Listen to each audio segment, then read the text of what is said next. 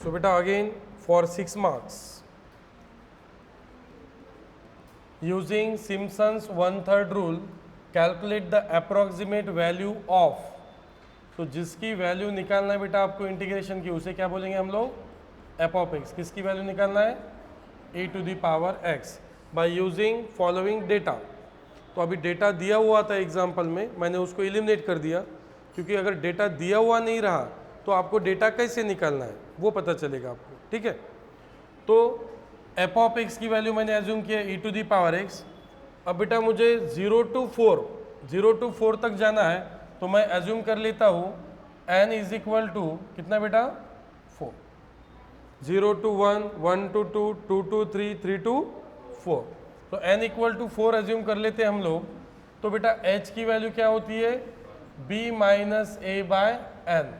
तो b मतलब बेटा अपर लिमिट आपका कितना है 4, a मतलब आपका लोअर लिमिट कितना है 0 अपॉन n मतलब बेटा 4. सो 4 माइनस 0 4, 4 बाय 4 1, 4 बाय 4 क्या होगा बेटा, सो 4 बाय 4 क्या होगा बेटा 1. सो n की वैल्यू 4 ही क्यों एज्यूम किया आपने, आपको कंफर्ट लगा वो. तो आपने 0 to 4 में आपने n की वैल्यू कितने एज्यूम की है 4, ये हमने एज्यूम की हुई है.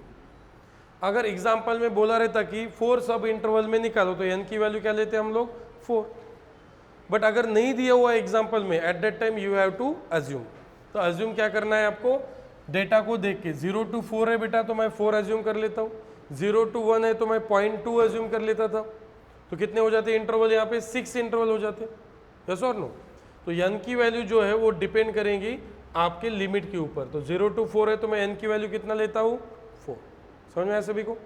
अब डेटा कैसे बनाना है देखो, ध्यान दीजिए सभी लोग. Again table. सो टेबल में first of all first row में क्या आएगा हमारा x. तो x को कहाँ से स्टार्ट करेंगे बेटा आप, 0, 0 प्लस h कितना है बेटा 1, 0 प्लस 1 1, 1 प्लस 1 2, 2 प्लस 1 3 प्लस 1. तो मिल चुकी बेटा आपको अपर लिमिट. स्टॉप कर देना है. कितने कॉलम बनेंगे ये किसके ऊपर डिपेंड करेगा, आपके अपर लिमिट के ऊपर. तो अपर लिमिट कितना है बेटा आपका 4. तो 4 तक हम क्या करेंगे, x के वैल्यूज लिखेंगे और वहाँ पे स्टॉप कर देंगे. बाद में बेटा यहाँ पे होगा सेकंड रो में आपका F of X. F of X क्या है, e to the power X. X की वैल्यू पहले 0 रखो बेटा, ई टू दी पावर 0 1. बाद में ई टू दी पावर एक्स की वैल्यू 1 रखो बेटा, ई टू दी पावर एक्स की वैल्यू 1 रखो.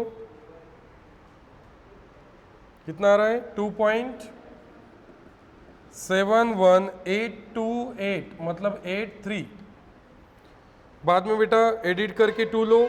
ई टू दी पावर कैसे लेना है, शिफ्ट ln. 7.38905 है तो बेटा 9 1 कर लेते हैं. उसके बाद में 3 करेंगे. 4 डिजिट लेना ही है आपको, 4 डिजिट कंपलसरी लेना है आपको, ताकि आप वैल्यू के काफ़ी क्लोज आओ. सो 4 डिजिट लेना ही पड़ेगा आपको. 08553. नेक्स्ट बेटा 4 पुटअप करके देखते हैं. 54.59815 है तो बेटा 2 कर लेते हैं. एंड यहाँ पे आपके y वैल्यू रहेंगे, ये होगा बेटा आपको y0, y1, y2, y3 and y4. Got it. Next कौन सा रूल यूज करना है बेटा आपको, यूजिंग सिम्पसन्स 1/3 रूल. बताओ बेटा सिम्पसन्स 1/3 रूल.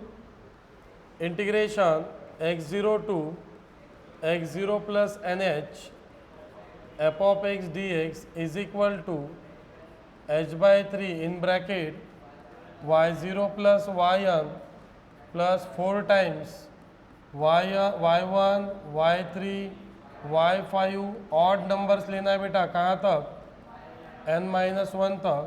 इस साइड में इवन लेना है y2 y4 कब तक बेटा, yn-2 तक. Bracket complete. सो x0 है बेटा अपना एक 0 और ये कितना है बेटा हमारा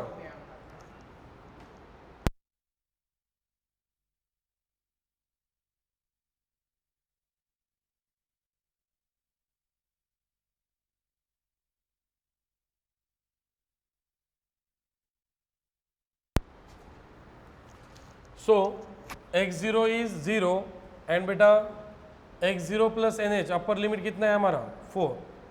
f ऑफ x क्या है बेटा हमारा e to the power x dx h क्या हुआ बेटा हमारा 1 f of x e to the power x 0 to 4 so 0 to 4 f of x e to the power x h value 1 बेटा y0 plus yn मतलब last क्या है बेटा अपना y4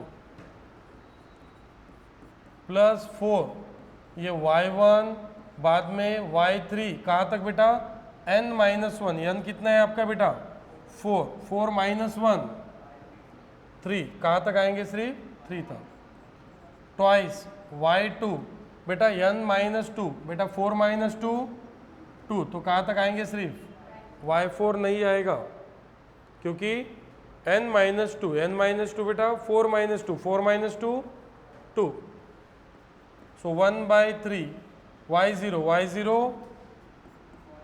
1 plus y4 54.9582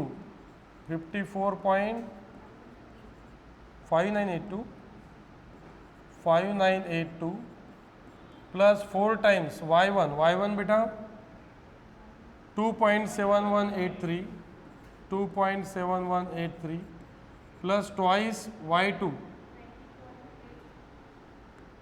sorry 4 times y1 plus y3 what is y3 20.0855 plus twice y2 7.3891 चलो calculate करके बताओ बेटा कैलकुलेट करके बताइए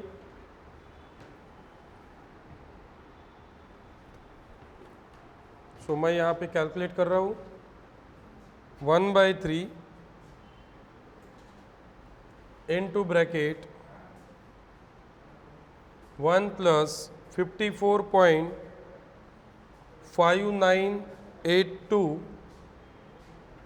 plus 4 times 2.7183 plus 20.0855 plus 2 into 7.3891 what should be the value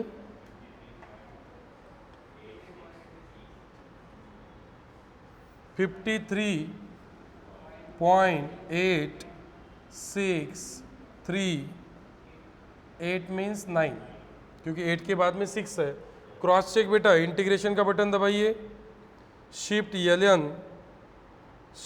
यलियन alpha x 0 to 4 equal to cross check कीजिए 53.59 something आ रहा है cross check ठीक है